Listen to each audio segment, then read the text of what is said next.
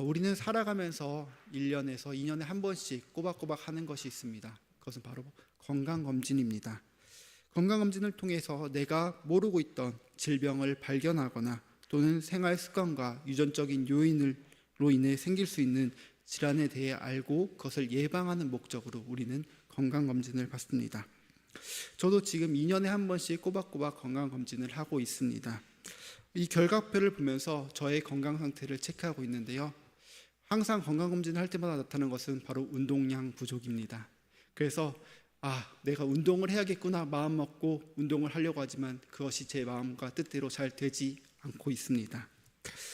우리가 건강검진을 받는 것처럼 또한 매년 하는 것이 바로 자동차 정기검사입니다.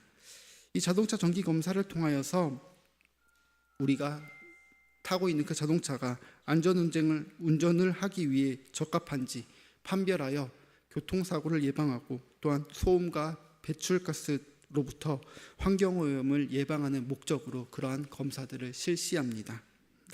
우리가 건강검진을 받고 또한 자동차 정기검사를 받는 것은 혹시 모를 문제를 발견하고 또한 해결하고 또한 예방하기 위한 목적입니다. 그런데 우리 그리스도인들은 이러한 건강검진과 자동차 검사보다 더 중요하게 해야 될 것이 있습니다. 그것은 바로 우리의 믿음을 점검하는 것입니다.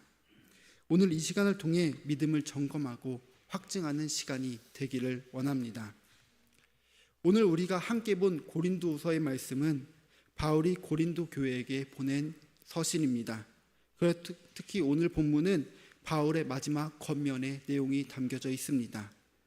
바울은 고린도 교회 교인들로부터 사도적 권위에 대한 도전을 받는 문제에 직면하였습니다. 그는 고린도서를 통해서 이 문제를 다루었고 오늘의 본문 말씀을 통하여서 자신의 사도직에 대해 시험하기보다는 오히려 고린도 성도들 자신의 믿음을 시험할 것을 권면하였습니다. 본문 2절 말씀에는 내가 다시 가면 용서하지 아니하리라 라는 조금 무섭고 엄한 말로 바울은 그들을 권면합니다. 그런데 이러한 권면의 메시지는 그 이유가 있습니다. 그 이유는 바로 그들이 정말 자신의 믿음을 돌아보고 하나님 앞에서 바로 서기를 원하였기 때문이었습니다. 9절 말씀에 우리가 약할 때 너희가 강한 것을 기뻐하고 라고 말하면서 자신이 사도적 권위를 앞세워 고린도 성도들을 책망하고 엄하게 대하지 않아도 될 만큼 그들의 믿음이 강하여지기 원한다고 말하고 있습니다.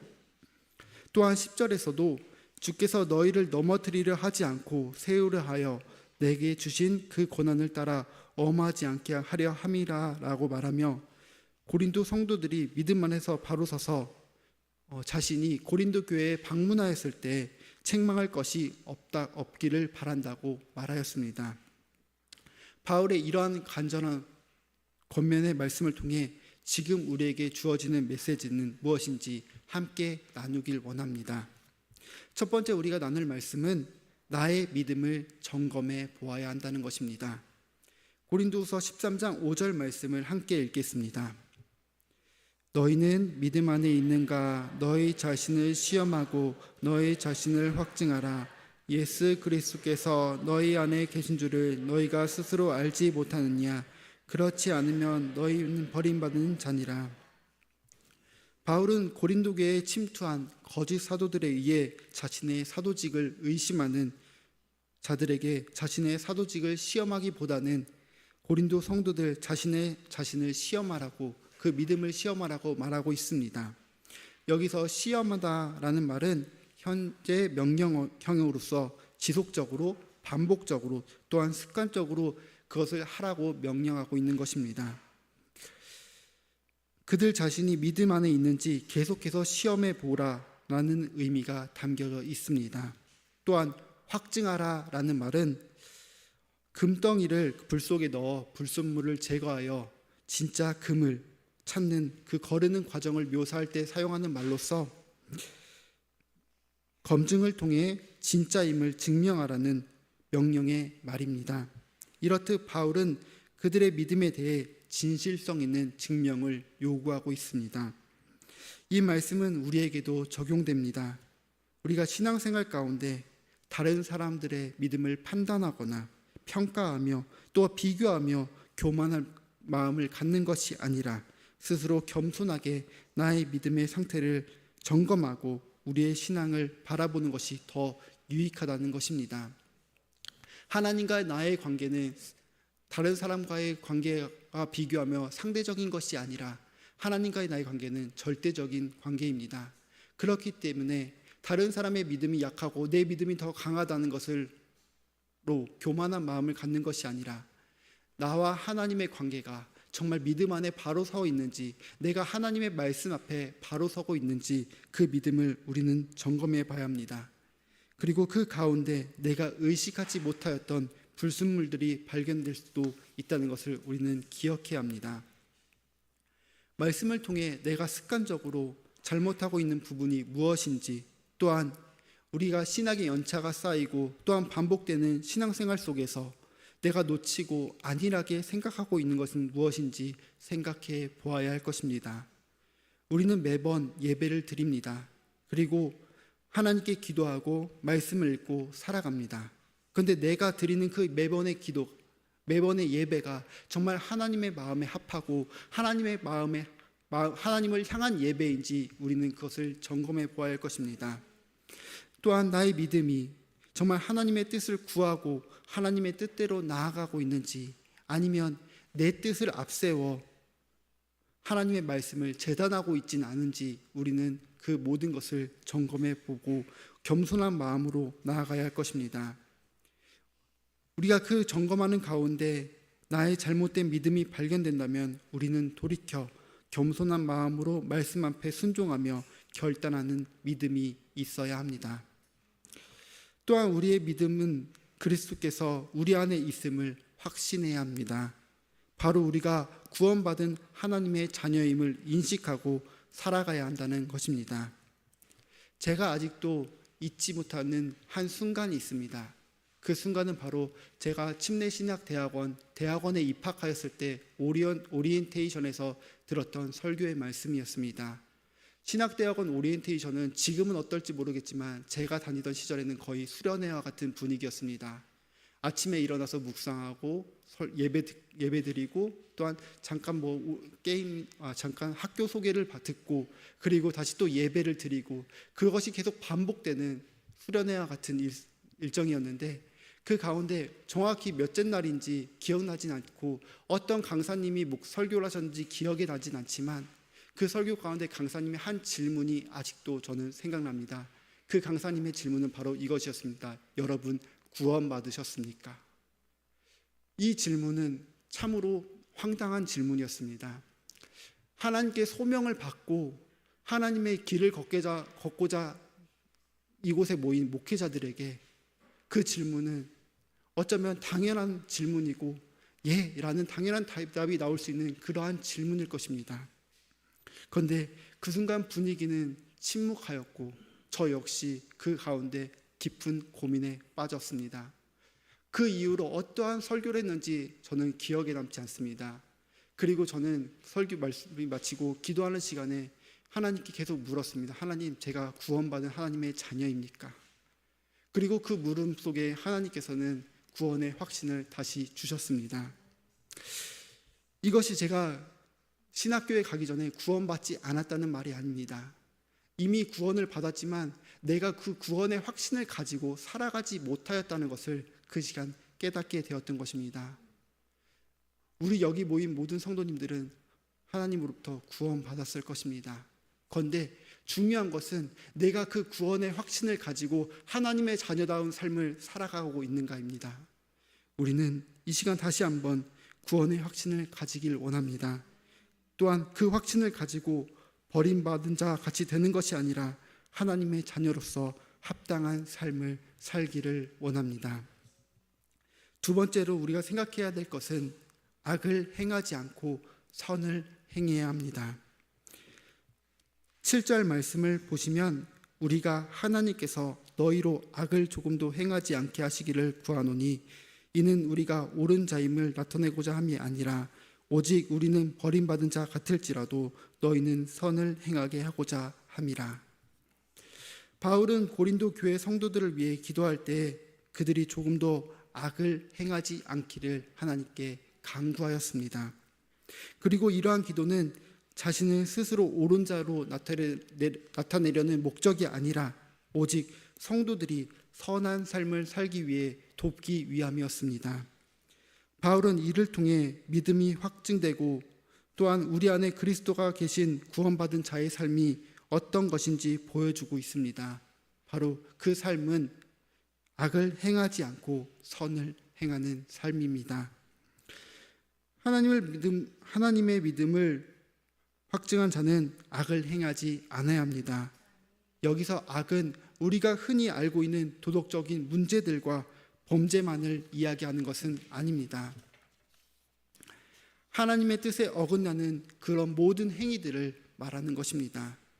고린도 교회에는 분열과 다툼, 그리고 음행과 교만, 영적 혼합주의, 예배의 무질서, 은사의 남용과 같은 다양한 문제들이 있었습니다. 바울은 그들이 믿음의 확증을 통해 그러한 악행들이 모두 멈춰지기를 바라였던 것입니다. 그리고 더 나아가 선을 행하며 살아가기를 바라였습니다. 바울의 이러한 바람은 개인적인 것이 아니고 바로 하나님의 뜻이고 하나님의 마음이었습니다. 하나님께서는 하나님의 자녀가 악을 행하지 않고 하나님의 뜻에 따라 선을 행하며 살아가길 원합니다. 우리는 말씀을 통해 깨달은 것이 있다면, 그 악행들이 있다면 우리는 그 자리에서 멈추어야 합니다. 때로는 우리가 인식하지 못하고 하나님의 뜻을 위반하는 그런 악행들을 저질 수는 있습니다. 하지만 우리가 그것을 발견하고 깨달았다면 그 악행들은 멈춰야 합니다. 우리의 작은 거짓말들, 남을 비방하며 미워하는 마음들, 또한 교만한 마음과 같이 어쩌면 남들에게 드러나지 않고 보이지 않고 내 안에만 가지고 있는 그런 죄악들도 우리는 버려야 할 줄 믿습니다. 그러한 죄악들이 쌓이고 쌓이다 보면 결국 하나님과 멀어지게 할 수 있음을 우리는 기억해야 합니다. 우리는 나에게 발견된 작은 죄라고 할지라도 그러한 모습을 버리고 하나님의 뜻을 따라 선을 행해야 합니다. 바울은 이 말씀 가운데 선을 행하는 자의 본을 보여주었습니다. 바로 자신보다 고린도 교회 성도들을 더 생각하는 마음과 기도입니다. 고린도 성도들은 바울을 의심하였고 바울을 미워하였고 바울을 정죄하였지만 바울은 그들을 미워하지 않았습니다. 하나님의 사랑으로 오히려 그들을 감싸주며 그들에게 따뜻한 겉면과 따뜻한 사랑의 모습을 보여주며 그들을 위로하는 모습을 보여주었습니다. 이것이 바로 하나님께서 원하시는 선한 모습의 본이라고 생각됩니다. 우리도 바울과 같이 하나님의 마음을 깨닫기 원합니다. 그리고 교회 안에서 또한 세상 가운데 선을 행하는 자들이 되어야 할 것입니다. 또한 우리가 기억해야 될 것이 있습니다. 그것은 바로 악을 버리고 선을 행하는 것은 결코 나의 힘만으로는 될 수 없다는 것입니다. 바울은 그것을 잘 알았기 때문에 고린도 교회에게 권면할 뿐 아니라 하나님께 그들이 악을 행하지 않게 해달라고 간구하였던 것입니다. 악을 행하는 것, 행하지 않고 선을 행하는 것, 자신의 결단을 통해 이루어질 수 있지만 그 결단조차도 하나님께서 우리에게 마음을 주시고 허락하지 않으시면 할 수 없습니다. 또한 결단을 내리고 실행에 옮기는 것은 더욱더 하나님의 도우심이 필요한 줄 믿습니다. 우리가 하나님의 도우심이 필수라는 것을 깨닫고 이것을 기억하며 하나님의 도우심을 구하며 나아가는 우리 성도님들 되기를 원합니다. 마지막으로 우리가 깨달아야 될 것은 바로 믿음 안에서 온전해야 합니다. 13장 9절 말씀을 우리가 함께 읽겠습니다. 우리가 약할 때 너희가 강한 것을 기뻐하고 또 이것을 위하여 구하니 곧 너희가 온전하게 되는 것이라. 바울이 고린도 교회에 방문했을 때 기대하는 모습은 고린도 성도들이 온전케 되는 것이었습니다. 여기서 온전케 된다는 것은 정비하고 바로잡는 모습입니다. 이는 이미 좋았던 것이 더 좋아지는 것을 말하는 것보다는 좋지 못하였던 것이 좋아지는 모습으로 변화되는 것을 의미합니다. 바울은 고린도 교회의 성도들이 선을 행하는 모습을 넘어 그들의 믿음이 온전하여지고 성숙해지기를 간절히 원했습니다. 제가 처음에 건강검진에 대해 이야기하였습니다. 만약 건강검진을 통하여서 내 몸에 이상이 발견되었다면 성도님들은 어떻게 하시겠습니까? 제가 4년 전에 건강검진을 하였는데 제가 이렇게 말랐지만 이 몸 안에 중성지방이 많이 쌓였다는 그런 건강검진표를 받았습니다. 제가 그 건강검진표를 받고 어떻게 했겠습니까? 이 정도면 괜찮겠지 하고 넘길 수도 있었지만 제 안에는 그런 작은 사소한 것을 결코 넘어가지 않습니다. 저를 병원으로 보냈고 제가 그 병원에서 처방을 받고 한동안 약을 먹고 운동을 하라는 말을 듣고 자주 하지는 못하였지만 운동을 하며 조절하고 관리하려고 애썼습니다. 우리의 신앙도 마찬가지입니다. 우리 신앙이 온전하지 못한 부분들이 발견된다면, 우리 신앙이 믿음이 약한 부분이 발견된다면 우리는 어떻게 해야 될까요? 그 믿음을 고치기 위해 하나님께 나아가야 할 줄 믿습니다. 그렇다면 우리의 믿음은 어떻게 온전케 될까요? 우리는 우리의 연약함을 인정함으로써 우리의 믿음을 온전케 할 수 있습니다. 고린도서 12장 9절 말씀을 보면 나에게 이르시기를 내 은혜가 내게 족하도다 이는 내 능력이 약한 데서 온전하여 짐이라 하신지라. 바울을 향해 하나님께서는 내 은혜가 되게 족하다 말합니다. 그리고 내 능력이 약한 데서 온전하여진다. 바울의 연약함을 통하여서 하나님의 능력이 온전해진다고 이야기합니다. 우리는 우리의 연약함을 인정할 때 그 자리에서 하나님의 능력이 온전하게 드러날 것입니다. 그리고 그렇게 내 안에서 온전히 드러난 능력은 결국 나의 믿음을 자라나게 하고 나를 믿음 안에서 온전하게 해 주실 것입니다.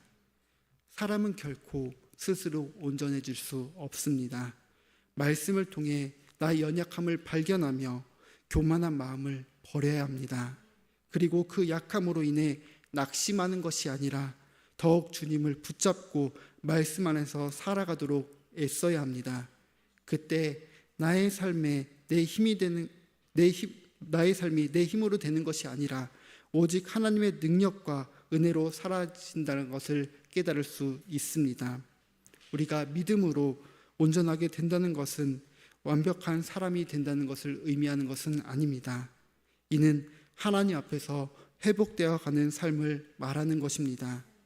우리가 연약함과 또한 말씀대로 순종하지 못하는 죄를 인정할 때 하나님께서는 우리의 깨어진 부분을 고쳐주시고 부족한 부분을 채워주실 것입니다. 우리는 신앙생활 가운데 얼마나 나의 믿음을 점검하고 살아가고 계십니까? 바울의 겉면처럼 내가 믿음 안에 있는지 또한 예수 그리스도께서 내 안에 있는지 우리는 날마다 나의 믿음을 점검해 보아야 할 것입니다. 그리고 점검을 통해 내가 하나님 뜻대로 살지 못한 모습들이 발견된다면 우리는 그러한 모습에서 과감히 벗어나 하나님의 뜻을 구해야 합니다. 또한 내가 하나님의 뜻대로 살지 못하는 나의 죄의 연약함을 인정하고 하나님 앞으로 나아가 하나님의 능력과 도우심을 구해야 합니다. 기억해야 할 것은 이러한 믿음의 점검은 날마다 계속되어야 한다는 것입니다. 우리가 건강검진을 통해 아프고 그 아픔이 발견됐다면 우리는 그것을 계속해서 관찰하고 점검할 것입니다. 제가 아까 말씀드렸듯이 저는 중성지방 때문에 약을 먹었습니다. 그 결과 어떻게 됐을까요? 당연히 수치가 떨어지고 정상으로 들어와 온전한 몸이 되었습니다. 그 다음에 제가 어떻게 했을까요? 계속해서 관리를 했을까요? 점점 그 관리가 느슨해졌습니다. 그리고 그 2년 뒤에 검사를 했을 때 다시 중성지방 수치가 높아진 것을 확인할 수 있었습니다. 계속해서 관리되지 않는다면 우리의 건강이 나빠지는 것처럼 다시 나빠질 수 있는 것처럼 우리의 믿음도 계속해서 점검되고 검증되고 확증되지 않는다면 어느 순간 온전케 듣던 믿음이 다시 온전하지 못한 믿음으로 돌아설 수 있다는 것을 우리는 기억해야 할 줄 믿습니다. 사단은 우리가 방심하는 그때를 놓치지 않고 우리를 유혹할 수 있음을 기억하며 우리가 끝까지 믿음을 잘 지켜나가는 새누리교회 성도님들 모두가 되기를 간절히 원합니다.